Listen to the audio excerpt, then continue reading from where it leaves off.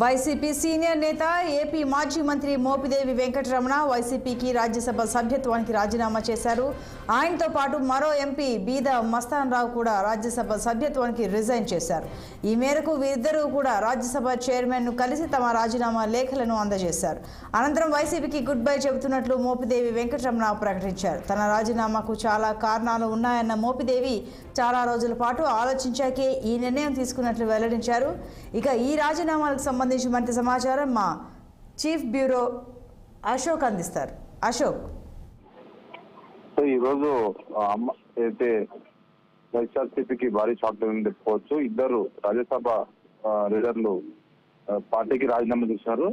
అయితే బీదా మస్తాన్ రావు, మోపిదేవి వెంకటరమణ వీరిద్దరూ రాజ్యసభ స్పీకర్ ను కలిసి చైర్మన్ ని కలిసి ఆ స్పీకర్ ఫార్మాట్ లో రాజీనామా చేశారు. సో దానిపైన గత 2 రోజులుగా వీళ్ళిద్దరూ పార్టీకి రాజీనామా చేస్తారని మీడియాలో వార్తలు వచ్చాయి. ఈ రోజు ఉదయం వాళ్ళిద్దరూ వేరువేరుగా వెళ్లి స్పీకర్ ఫార్మాట్ లో రాజీనామా చేశారు. అటు పార్టీకి ఇటు మరోపక్క ఇది రాజ్యసభ రెండింటికి రాజీనామా చేసి చెప్పారు. సో ఈ సందర్భంగా మోపిదేవి వెంకటరమణ మాట్లాడుతూ నేను చైర్మన్ ఫార్మాట్ లోనే రాజీనామా చేశాను. సో రాబోయే రాజకీయ భవిష్యత్తుపై కుటుంబ సభ్యులతో మాట్లాడి నిర్ణయం తీసుకుంటాను.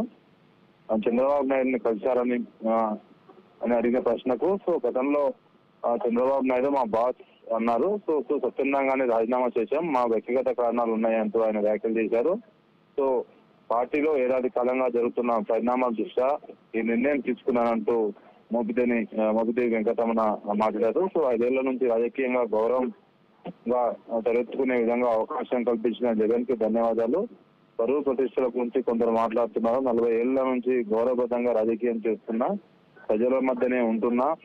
సో కాబట్టి కొన్ని పరిణామాల మధ్యనే రాజీనామా చేయాల్సిన పరిస్థితి వచ్చింది. సో ఏ పార్టీలో చేరే అయితే ప్రస్తుతం అయితే నిర్ణయం లేదు. సో కుటుంబ సభ్యులతో మాట్లాడి నిర్ణయం తీసుకుంటామంటూ అటు మోపిదేవి గాని అటు బీదా మస్తాన్ గాని మాట్లాడారు. సో ఓవరాల్ గా ఇది వైఎస్ఆర్సీపీ అధికార పార్టీకి అయితే అధికారంలో నుంచి కోల్పోయిన తర్వాత ఇది భారీ షాక్ అని చెప్పుకోవచ్చు. ఇద్దరు సిట్టింగ్ రాజ్యసభ ఎంపీలు రాజీనామా చేయడంతో వాళ్ళ సంఖ్య కూడా రాజ్యసభలో తగ్గిందని చెప్పుకోవచ్చు.